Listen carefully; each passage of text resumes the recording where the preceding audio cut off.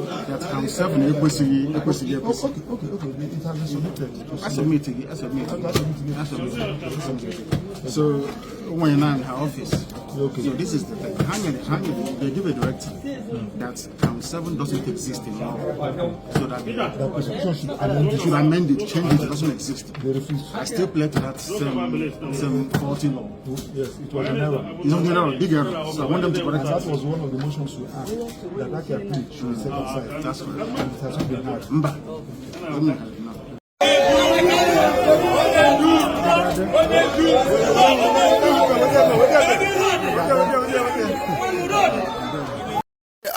There was a complete disarray in Aso Rock. We had Akpabio and Shettima are currently in a current tussle for Nnamdi Kanu's, November 20th final judgment, and it was as if the northern, elite don't want to agree as regards Akpabio finally, with the Judge Omotosho final judgment come 20th of November. What's your take as regards this clash between the two political leaders in Nigeria? If you look at the block where that's actually planted Omotosho, look at where the political class, that sent Omotosho, you begin to see, they align with some elements that are, reported to have come from the, northern bloc. If you look at on Bintanyako too, the same thing. If you look at all these people now, if you look at where Akpabio come from, I think on several occasions, there's this pressure that Akpabio should seek or negotiate, that Nnamdi Kanu should be released. Even though Akpabio often on the switches off and the switches on at the same time on issue that has to do with IPOB, on issue that has to do with agitation, on issue that has to do with Biafra. He switches, but now that he has found himself in that level, maybe secretly, according to where here, there's total breakdown of relationship, and deep face-off between Akpabio now and the presidency. Shettima, who has risen and started kicking deeply that Nnamdi Kanu, should not be released, and trying to put out a deep instructions to Omotosho not to seek independence of the judiciary in trying Nnamdi Kanu. And Akpabio is also making it very clearly to President Bola Ahmed Tinubu, of the consequences of silence, of the consequences of conspiracy, of the consequences now that Nnamdi Kanu's letter, has gotten to the Oval Office and is being treated by 37 U.S. lawmakers. It's not funny. I am telling you, 37 U.S. lawmakers, and that is what Akpabio is trying to point out to them currently now. Look at this issue. Look at where we are, and this is, if you could, continuation of this process is going to bring Nigeria to the abyss, is going to send Nigeria completely to the gutters. And that is what he is trying to tell them there. But because of this, unfortunately for them, they cannot actually see the beyond their nose. They are not seeing these things coming. They believe, the Northerners imposed Bola Ahmed Tinubu there, and therefore one of the instructions and the reason why he became president today, was to make sure that Nnamdi Kanu is not being released, even though they know that Obi actually won that election.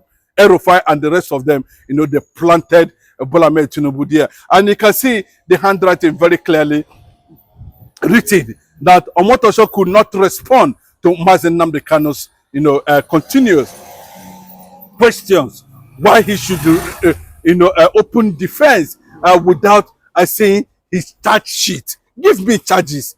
Let me know what the law says about it. Quote the law for me. I will open my defense right there. So you see, let them not ignite. They should be very careful at this point in time, not to ignite crisis with this kind of illegal judgment that people are already kicking against. People are questioning the rationale why James Omotosho should not be rational with his senses and be able to pass judgment based on what the law says and not based own interest. And that is what we are seeing today. The interest of those who don't want Mazi Nnamdi Kanu, released, and those who want Mazi Nnamdi Kanu are released because at the end of the day, they do not know what is going to become the real thing concerning in Nigeria. The weight of Nnamdi Kanu, the might of Nnamdi Kanu, the influence of Mazi Nnamdi Kanu, the Africa in Mazi Nnamdi Kanu, the popularity of Mazi Nnamdi Kanu, the spread of Biafra, sovereignty and recognition. All is centered. The issue that has to do with genocide, killing of Christians, is all centered on Mazi Nnamdi Kanu now. So Mazi Nnamdi Kanu, is a symbol of so many things that the world is looking at. So if we are projecting something like this, Nigerian government need to be careful, because you do not know, you cannot predict whether that judgment will trigger a certain forceful removal of Nigeria as an ex-Nigeria. When you say ex-Nigeria, Mazi Nnamdi Kanu trial will lead to ex-Nigeria. You should understand what I'm talking about. Ex-Nigeria, that means, Nigeria will likely automatically, come to an end. And before you know it, you will start referring to them as ex-governor, ex-country, ex-state, ex-Nigeria. That's what I'm talking about. So they need to be careful at this point in time. Yes, but Mazi Nnamdi Kanu is wearing a different shield currently now ahead of November 20 court appearance. There's no two ways about it. What I'm going to say, what I'm telling you now, what Nnamdi Kanu present in the court on the 20th of November, and I can tell you, you can see the fight is already on in the Abuja currently now. The government is divided because the Trump factor, a lot of them are seeing it as Nnamdi Kanu factor.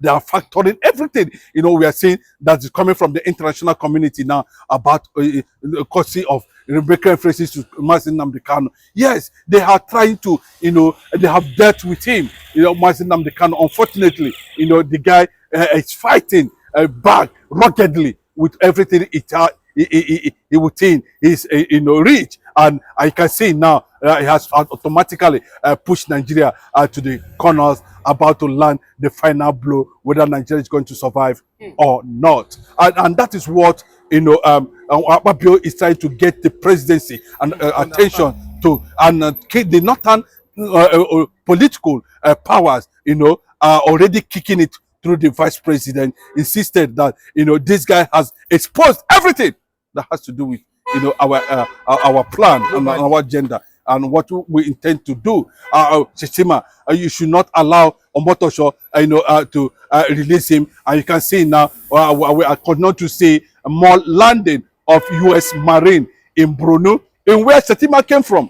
Yes, I'm telling you, they are landing, they are on daily basis, taking positions, and nobody can be able to stop them. The U.S. Marine is landing in Shettima, in Chibok. They are already taking over. Nobody is going to tell you that, but it is a real thing that the northern,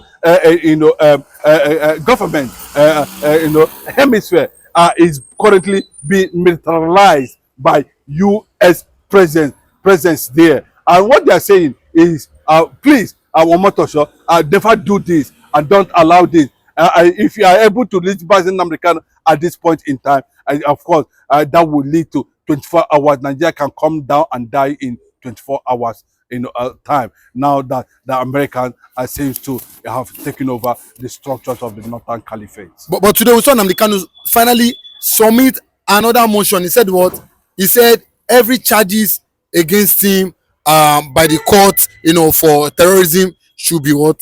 Trashed. And at the same time, that he cannot be tried. He still maintain that what? That it was illegally rendition from Kenya, and he cannot be tried. And Nnamdi Kanu has filed this just this afternoon today in the Federal High Court.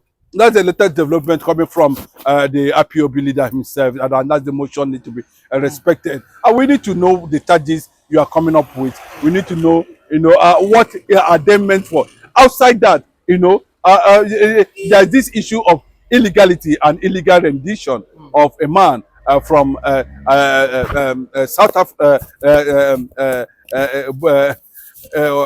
from Kenya, back to Nigeria, you know, and which we are hearing that the Ruto government have already mobilized against Nigeria in that regard by taking them to the International Court of Justice to prove a point that what actually transpired was, you know, a case of kidnap, and therefore, based on that illegality, Nnamdi Kanu have no, there's no legal jurisdiction in any court of competence, sanity that have the powers to try Nnamdi Kanu, and that's what Nnamdi Kanu is saying, you know, when he filed that motion in this morning. I think that's one of the reasons that triggered, you know, the crisis we're seeing among political powers, you know, trying to smash their head, hit each other on how they are going to negotiate Nnamdi Kanu's release, since Nnamdi Kanu have rejected a political solution to his freedom.